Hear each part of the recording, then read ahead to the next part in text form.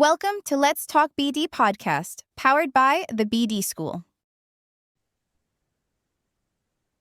Hi everyone, welcome back to a new episode of Let's Talk BD podcast. Today with me there is Konnor Andersen, VP Sales and Partnership at Zluri. Today we're going to talk with him about his career journey, and of course we're going to ask him for a few tips on business development, how to be a good business developer, and of course what managers like him actually look in terms of skills, talents, experiences. So Konnor, thank you so much for being here. Welcome. Of course. Thanks for having me. I'm always great to chat with others in the industry. Awesome. So, of course, now we said it, right? You're Vice President Sales and Partnerships, but I can imagine you weren't born as a VP, right? So can you tell us a little bit more about your career journey so far? Yeah, so I was somebody that went to school thinking that they were going to go to med school. I feel like there's a lot of people in tech sales that start on the medicine route. I very quickly had a 7 a.m. anatomy lab that did not go as planned, so I very quickly pivoted away from that. And at the time, I was living in Utah, and the tech scene there was just starting to grow. So I had a lot of friends from high school that were down there, and college that were down there, and they're like, "Hey, you should come." And so they invited me to a food truck Friday. I don't know if they have food trucks where you're at, but there was these food trucks and we had fun. And the next thing I know, I'm sitting down interviewing with their director of their SDR team, kind of saying like, "Hey, like you should come and join us." And then next thing I know, I had an offer and I was started there. So it was a whirlwind, but it was a fun start. Actually, yeah, they do have food truck festivals Yeah, here. They host one very close to where I live. So next time I'm going to go, and you never know. nice. Maybe there is Yes. my next job opportunity. So then you joined the company as an SDR? Yep. Yeah, yeah. So I was representing the enterprise accounts on the West Coast here in the US. Cool. So how does someone go from a sales development rep or business development rep position up to a VP sales or VP business development? Because I have the feeling that sometimes in business development, especially entry level jobs, there is a lot of movement. Like people Yeah. change jobs very often. And of course, it makes it a little bit difficult then to actually grow also vertically Yeah. in the career. So what is your secret to building a successful career? Gosh, I don't know if it's a secret. But I would say first off, like let people know around you what your goals are, like what you want to do. So I was very within the first couple months, I knew kind of the path that I wanted to go. And so I was able to tell, like I worked really closely with an enterprise AE at the time. And so I was able to tell him, like, "Hey, this is the path I want to go on. What would you do? What would skills would you learn?" And so then I could spend time, one, during my free time, but then also like I could pick up on little things around the job on that path. And so like once my SDR manager knew and the AE that I was working with knew, he introduced me to the sales manager that was his manager. And so then you're able to start building those relationships, and then everyone knows, "Oh, hey, Konnor is looking for this next role." When that pops up, like, let's give him a shot. Now, again, that's only going to get you a shot, right? But sometimes that's all you need early on. It's like, hey, everyone, the hardest part of going from like an SDR to an AE role, because everyone's like, "Oh, you have to have closing experience." And like, guess what? Like, you can't get closing experience until someone takes that chance on you.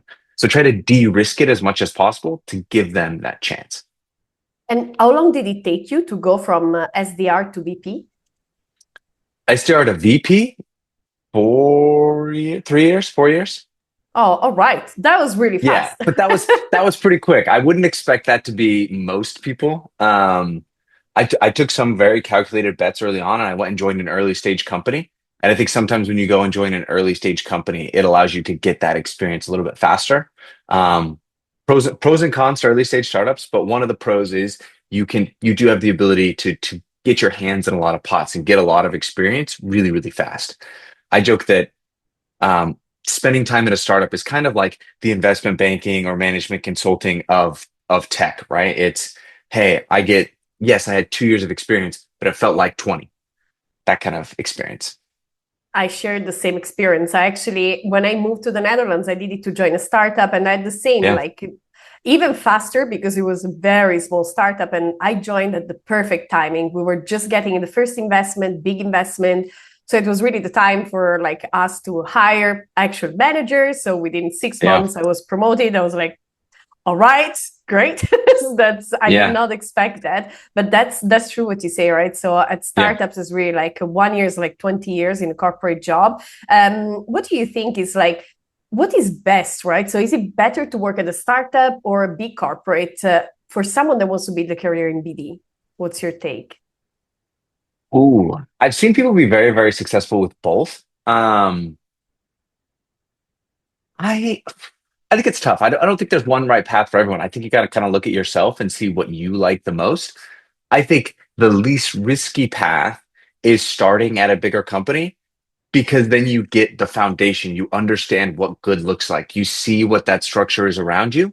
But sometimes bigger companies are bigger in nature, so they move a little bit slower. And sometimes they have structured paths of like, hey, you have to be in an SDR for 24 months before you can be promoted, or they have these set structures. And that could be pros and cons, right? You know that like, hey, if I perform for 24 months, then I will get promoted. At a startup, sometimes it's not guaranteed. Sometimes you can take off like a weed and everything's great. Sometimes you can kind of stall and it's like, hey, I don't want to promote you. You're the only one that's good at this job, right? So there's pros and cons. Um, I started kind of mid-tier. We were like a Series D. We were about 1,000 employees. Um, and then I kind of went small and then I went back big. And I've kind of gone back and forth between like public company, smaller startup, public company, smaller startup.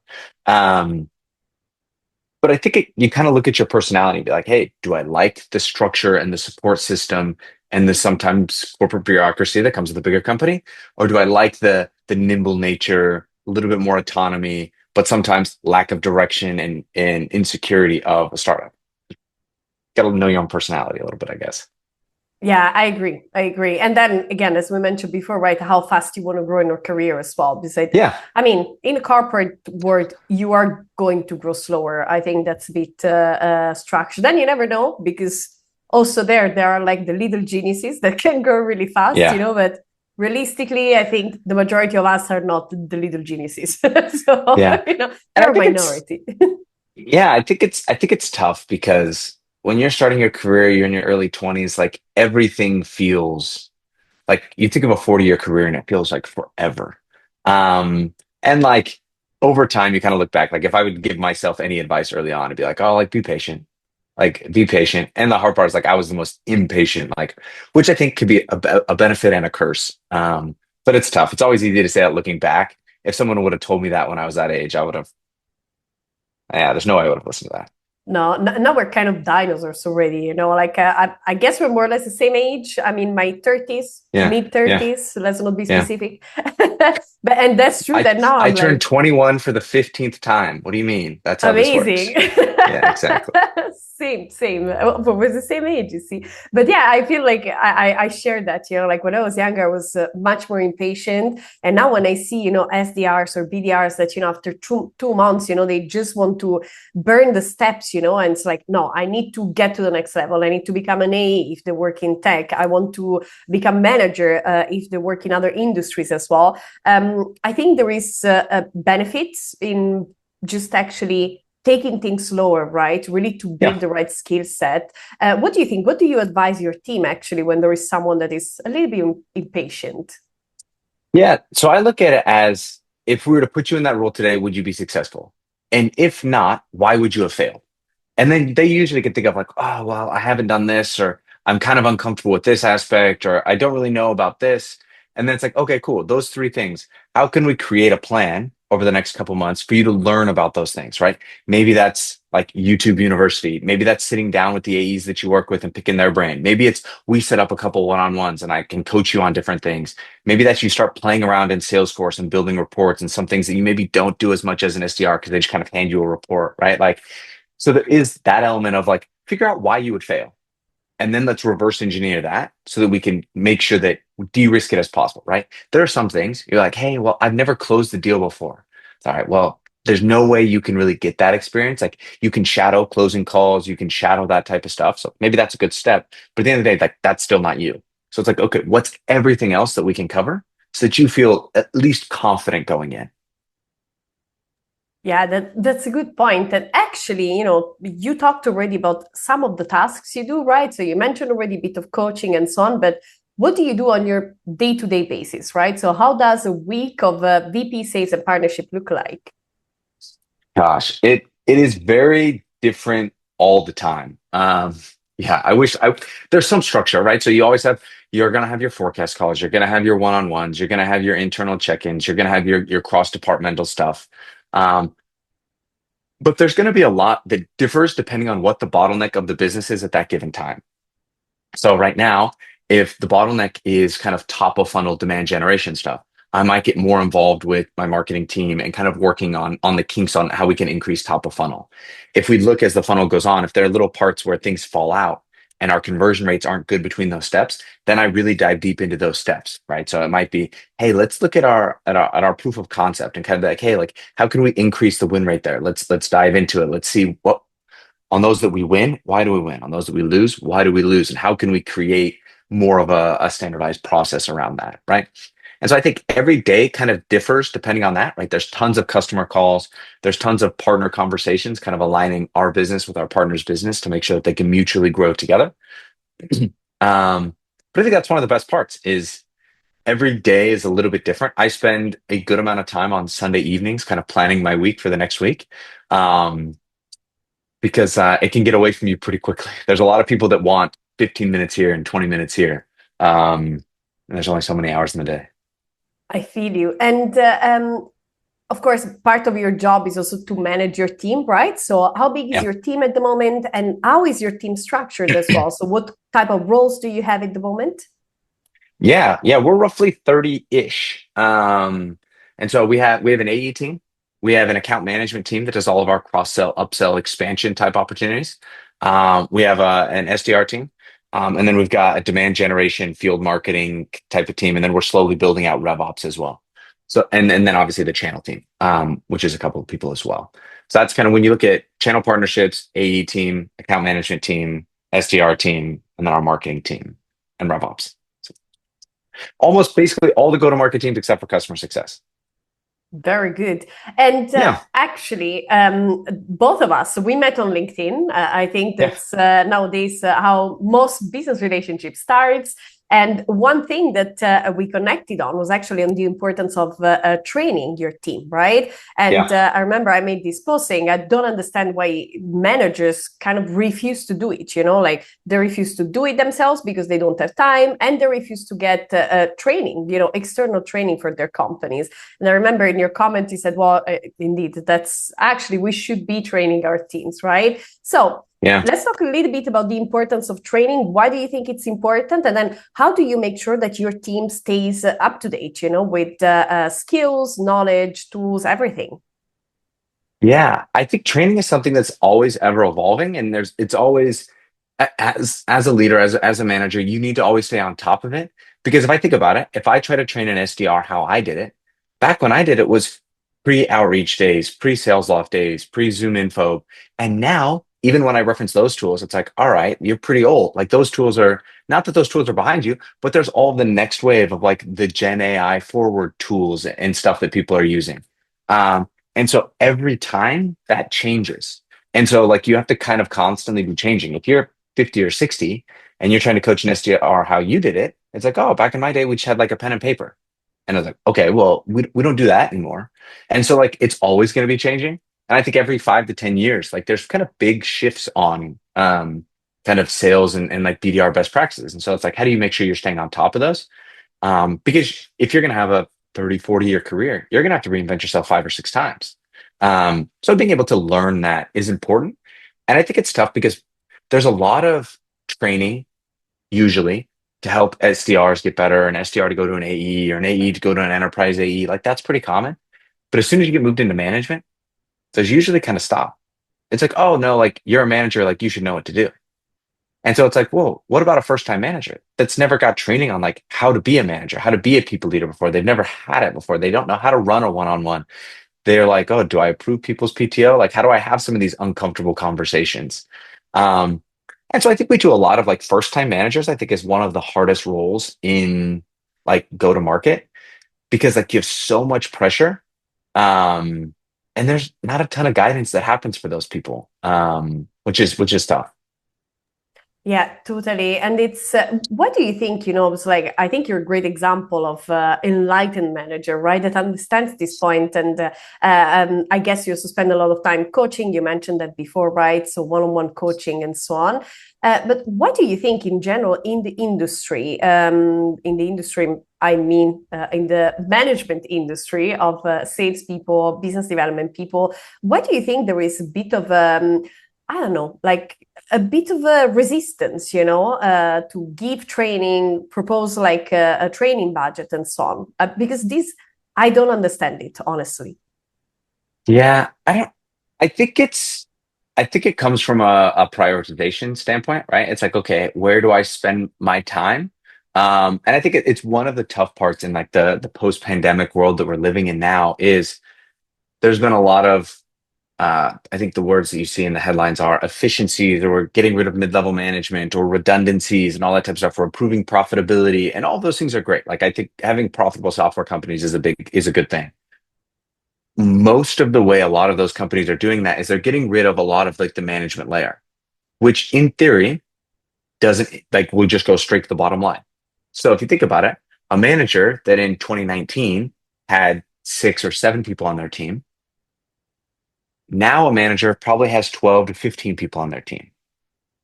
And so it's like, oh, that means a rep used to get 1/6 of their manager's time. Now they get 1/12 or 1/15. So they get half as much time. And so as a manager, like I still have to do forecasts, I still have to do one-on-ones. Like still some things that have to happen no matter how big my team size is. And so that becomes this like sticking point of what's the first thing to go. And a lot of times people say the first thing to go is enablement. I'm hoping that with a lot of these like Gen AI tools that are coming out, it can get rid of a lot of the admin work, all of the Salesforce reporting, all of that type of stuff, so that we can get more time back in the day to do this coaching. Because at the end of the day, that's really what's going to get people better. If you want to improve close rates or conversion rates or different things like that, you get that from coaching people by investing in them. Um, and like that does take time. And like there are trade-offs. It's like, okay, I'm not going to spend my time on this because this coaching aspect is important. Yeah, that's. I think that's definitely one part of the problem, right? So the fact that managers in general tend to have very limited time resources, right? But then, how do you justify the fact that they also don't enable them with, for example, training budget or just seeking Yeah, training elsewhere? Because then, if you don't have time, then you could outsource that, you could right? outsource it. Yeah. Yeah, it's interesting. It's one of the questions I've been trying to figure out as being at earlier stage startups for the last little bit is at what point do you bring in enablement resources in full time?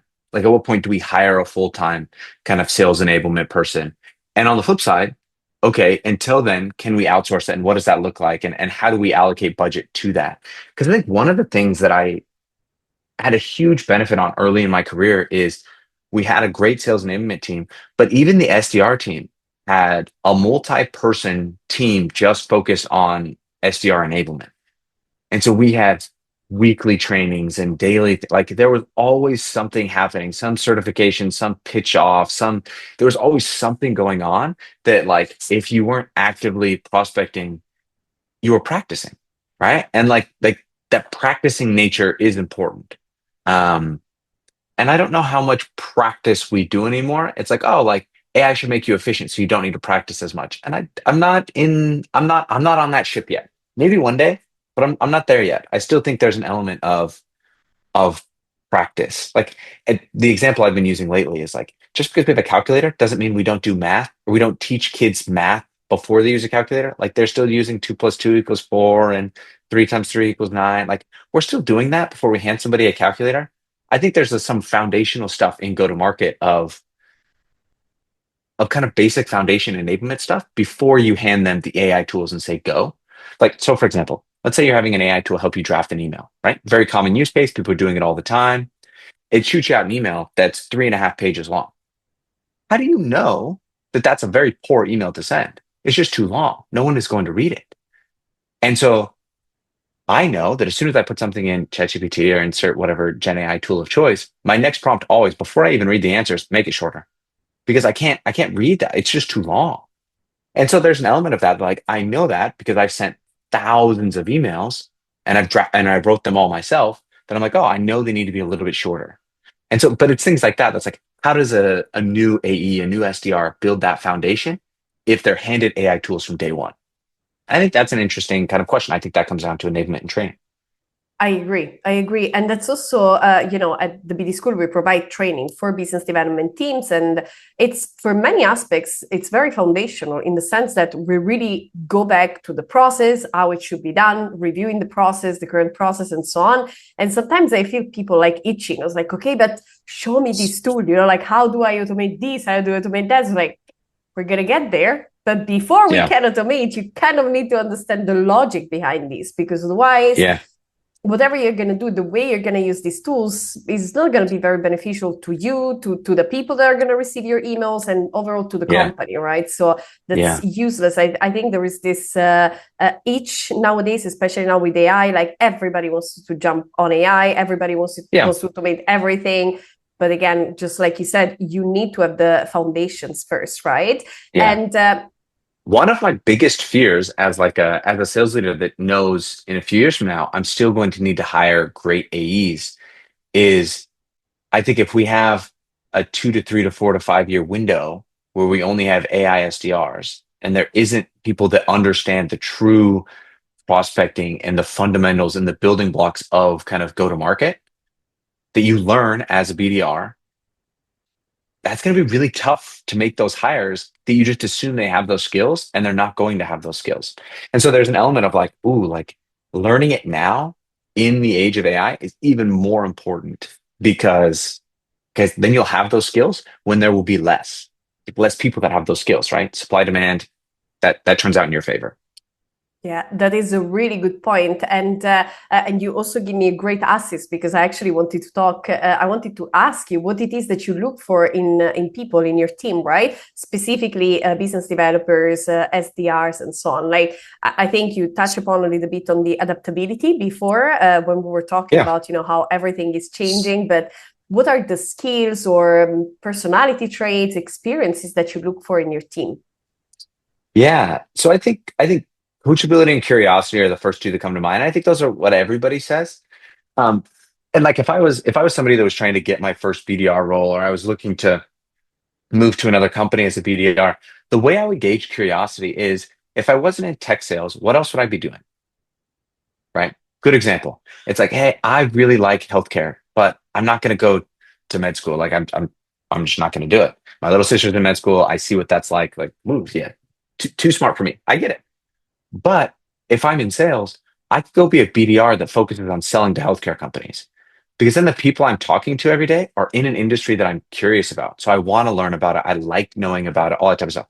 Maybe I wish I was on Wall Street. I was working in finance. I was an investment banker, but I missed that train in college. Okay, cool.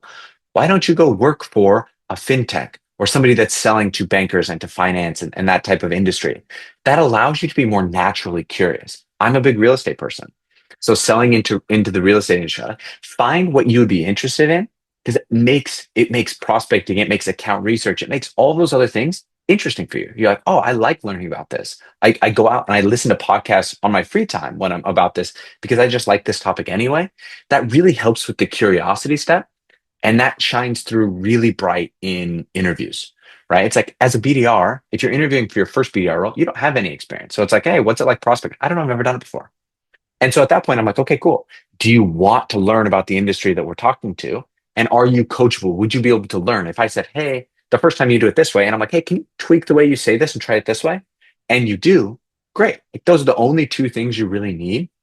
And I think both of those skills can get you that first one. Now, again, getting promoted within, like that turns into other skills. But I think curiosity and coachability are the two things that would get you that first start. Very good. And what are some of the red flags that make you scared when you see certain candidates? I think, I don't know how to word this correctly, but like the robotic nature. I think part of being an SDR is being able to be fluid and flexible and kind of nimble on different things. Not every call is going to go perfect. Most of them won't. You get hung up on all the time. So being able to be nimble and be on your feet and read body signs. If you're super robotic, it's really tough to do a lot of that stuff. Um, so that's hard. One of the things I like to do, specifically now that it's not as much in person, is I like to turn away from the camera or close my eyes and like role play something and see, can I hear their energy come through? Do they sound happy and excited? Or are they very bland and dull and it sounds like I want to not be here anymore? Right? Like because I'm just calling on the phone or I'm just writing an email, can I feel their energy and their excitement just by how they talk? I think that's something that's super helpful. So like the robotic side goes against that. Very good. And what do you think are the, let's say, the top three things that business development people need to be successful in their job? Just top three. Oh, like once they have that first job? Yes, indeed. Once they got hired by you, right? Yeah. I think it's at that. I think step one is being a sponge, right? I want you to absorb everything around you, right? There's stuff that your SDR manager can teach you. There's stuff that your AE can teach you. There's stuff that you'll learn from the sales ops teams or the enablement folks that you're around. And being able to just absorb all that information, like that's step one. Um, Step two is being able to keep things simple. I think that specifically as we add in, we haven't got rid of all the old tech tools that we use. Now we've added in all the AI tech tools that we use. So now there's like tech tool overload. Everybody in product marketing is giving you a new way to pitch the product every other week. And so it's like your job is to, how can I take all this and keep it simple? Something that I can repeatedly do, that I can be consistent with, that like fights through all of the noise in the marketplace. No matter what industry you're in, sales tech, marketing tech, cybersecurity that I'm in, like it doesn't really matter. There's so many other competitors in that space. There always will be. So how can you cut through the noise and like keep everything simple? So curiosity, simplicity, and the last one is the ability to be adaptable. Things change, right? A process that might work for you 3 months ago might not be working today. Are you willing to pivot? Or are you going to be like, no, like I just need to do more? So sending emails used to work. Now they're not working as much. So I just need to send hundreds of thousands of emails instead of tens of thousands. Like maybe you need to tweak how you're saying it. Maybe you're sending them to the wrong person. And so it's like, are you willing to be adaptable to your strategy over time? Very good. And I guess that's the same for you, for yourself, right? So Yeah. keep learning and so on. So how do you keep updated with the new trends and everything else that is happening in the industry? Yeah, like I said, we're on LinkedIn. I think that is definitely helpful in kind of like seeing what gets buzz, what people are talking about, whatnot. It's also nice because like you're able to connect with other people that are in similar industries of you, but in different parts of the world, right? So understanding how are they doing things in London versus how are they doing things in Sydney, Australia versus on the East Coast and the West Coast here in the US. Like you can understand and kind of cross all those points and just be a sponge and adopt and absorb all of that and then process it down. So I think that's super helpful. Another thing is like I have been in cybersecurity for basically the last decade or so. And so I really like to focus on an industry and then stay within that industry. I think that could be a superpower because right now if I'm interviewing for other roles, other people are like, oh, like how many years of cybersecurity experience? They might have more years of experience, like they're just older than I am. That's fine. But all of my experience has been in cybersecurity. And so like it kind of gives you that like amplifier on your experience because I understand I've been selling to the same buyer persona my entire career.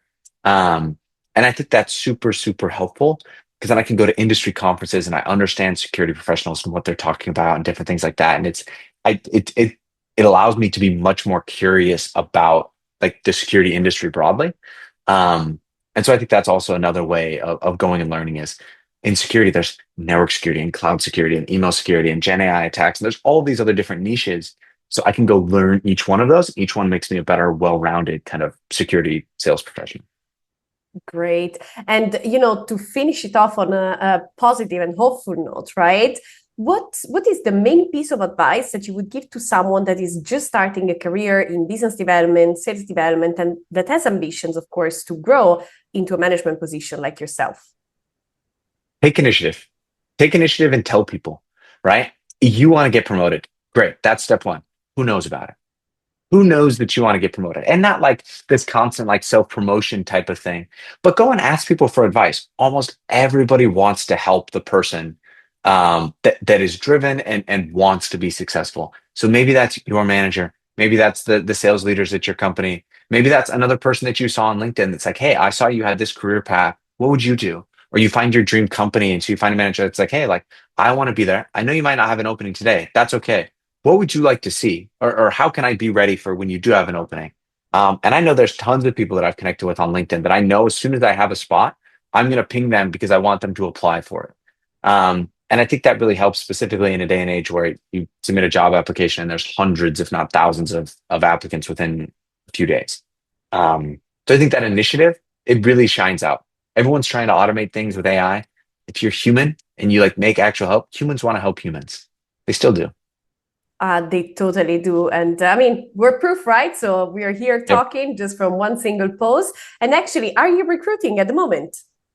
Yeah, we're always hiring. So we've got SDR openings, got some openings on the AE side as well. So definitely feel always reach out. My LinkedIn is always open. That's usually the best place to get a hold of me. I spell my name kind of unique. Konnor with a K, Anderson with an EN, my Danish roots. But yeah, always feel free to reach out on LinkedIn. And I'm more than happy, even if it's not at my company, I'm happy to make introductions to peers of mine that I know are looking for great people.